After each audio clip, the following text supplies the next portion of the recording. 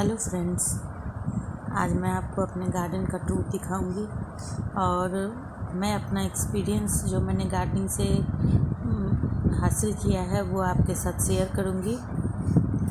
तो मैं आपसे एक बात शेयर करना चाहती हूँ कि मैं अपने प्लांट पे 3G कटिंग नहीं करती हूँ और इसका कारण क्या है ये भी मैं आपको बताऊंगी। कि पर पहले मैं आपको दिखाती हूँ कि देखिए आप मेरे प्लांट में कितने सारे फल लग रहे हैं, कितनी फ्रूटिंग होती है। मैं बताना चाहती हूँ कि मैं क्यों नहीं 3G कटिंग करती हूँ अपने पेड़ पे। मैंने जब शुरुआत में की अपनी गार्डनिंग स्टार्ट की थी तो मेरे पास प्लांट भी बहुत ज़्यादा नहीं होते थे, तो मैं 3G कटिंग ऐसे ही यूट्यूब से मैंने भी सीखा था, तो मैं 3G कटिंग कर देती थी। तो उस पर क्या होता था कि फ़ीमेल फ्लावर बहुत आते थे पर मेल फ्लावर नहीं आता था। अगर हमारे पास मेल फ्लावर ही नहीं रहेगा तो मैं फ़ीमेल फ्लावर तो सड़ जाएंगे, क्या करूँगी उसका। इस वजह से मैंने धीरे धीरे 3G कटिंग करना बंद कर दिया, क्योंकि इससे क्या है, मेल फ्लावर और फीमेल फ्लावर दोनों ही बराबर आते रहते हैं और फीमेल फ्लावर को फ्रूट में कन्वर्ट होने के लिए मेल फ्लावर की भी उतनी आवश्यकता होती है। फिर क्या होता है कि मान ले हम कहीं गए हैं तो हैंड पॉलिनेशन नहीं कर सकते हैं, तो हमारे पास मेल फ्लावर इतना होना चाहिए आए कि वो अपने आप ही पॉलिनेट हो जाए। हर वक्त ऐसा हमारा समय नहीं होता है कि हम जाके पॉलिनेट कर दें। तो मेरे हिसाब से जैसा मुझे लगता है गार्डनिंग करने के एक्सपीरियंस में ये लगता है कि मेल और फीमेल फ्लावर दोनों ही बराबर आनी चाहिए। तो इससे क्या होता है, मधुमक्खियाँ भी आती हैं। फीमेल फ्लावर मेल फ्लावर जब ज़्यादा होते हैं तो मधुमक्खियाँ आती हैं, वो खुद से ही, अगर हम नहीं भी कर पाए, बाय चांस कभी किसी काम में व्यस्त रह गए और नहीं कर पाए हैंड पॉलिनेशन, तो वो सेल्फ पॉलिनेशन वो लोग कर देती हैं। तो इस कारण से मैं 3G कटिंग नहीं करती अपने प्लांट पे। वैसे भी पॉट में क्या होता है कि हमारा पौधा बहुत बड़ा नहीं होता, ना ही उसमें बहुत ज़्यादा फ्रूटिंग, ऐसा नहीं कि खेतों जैसा एक एक पौधे पे 40-40 50-50 लौकियाँ लग रही हैं ऐसा, और उसको इतनी ताकत नहीं होती है लिमिटेड सॉइल में। तो इसलिए क्या होता है कि उतनी फ्रूटिंग उनको देना नहीं है, वो दे नहीं पाएंगे गमले में। तो इसलिए मैं अपना ये देखिए, फिर भी मेरे तो 3G कटिंग नहीं करने के बावजूद भी बहुत अच्छे रिज़ल्ट आते हैं। मेल फीमेल फ्लावर बराबर से आते रहते हैं, जिसके कारण फ्रूटिंग भी अच्छी। ये देखिए आप, मैंने इस करेले के पेड़ पे नहीं किया है, इतनी फ्रूटिंग मैं 2 टाइम हार्वेस्ट कर चुकी हूँ। करीब एक किलो के करीब में मैंने हार्वेस्ट किया है। गुच्छे में करेले फल रहे हैं और सेल्फ पॉलिनेट भी हो जाते हैं अपने आप ही। पॉलिनेशन मधुमक्खियों के द्वारा या हैंड पॉलिनेशन उन्हें देने की ज़रूरत नहीं होती है। तो ये मैं अपनी जानकारी आप लोग के साथ शेयर करना चाहती थी। आप बताइए आपको कैसा लगा। ये जानकारी मेरे अच्छी चैनल लगी को हो तो प्लीज़ मेरे चैनल को सब्सक्राइब कीजिएगा। मैं आगे भी ऐसी जानकारी आपको देती रहूँगी।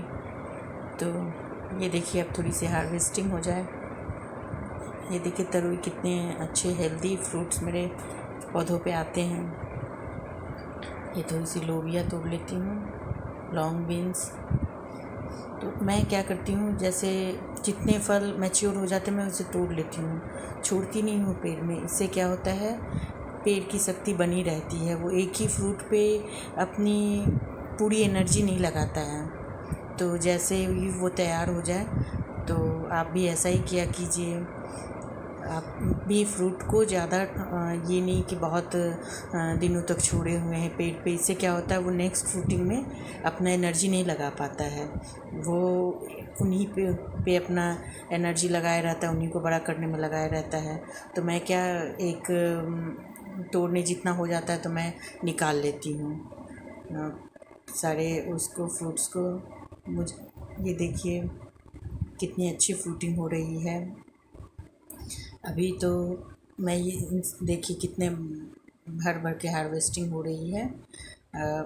अभी जब मैं इन हार्वेस्ट कर लूँगी तो पौधे को फिर से एक बार रिच खाद दूँगी, क्योंकि इनकी पौधों की ताकत कम हो जाती है फ्रूटिंग करने के बाद। जब आप हार्वेस्ट कर लें, मैं जब भी बड़ी हार्वेस्टिंग हो आपके पौधों से, तो मैं ये राय दूंगी आपको कि आप उसको तुरंत फिर अच्छे से खाद दीजिए, उसको अच्छे पोषण दीजिए, ताकि वो फिर से फ्रूटिंग करने के लिए पेड़ पूरी तरह मजबूत हो जाए और वो अच्छी फ्रूटिंग बराबर देती रहे। अगर आप ऐसा नहीं करेंगे तो फिर पेड़ की ग्रोथ इस समय रुक जाती है। एक फ्रूटिंग देने के बाद दूसरी फ्रूटिंग की ताकत उसमें बच नहीं जाती है।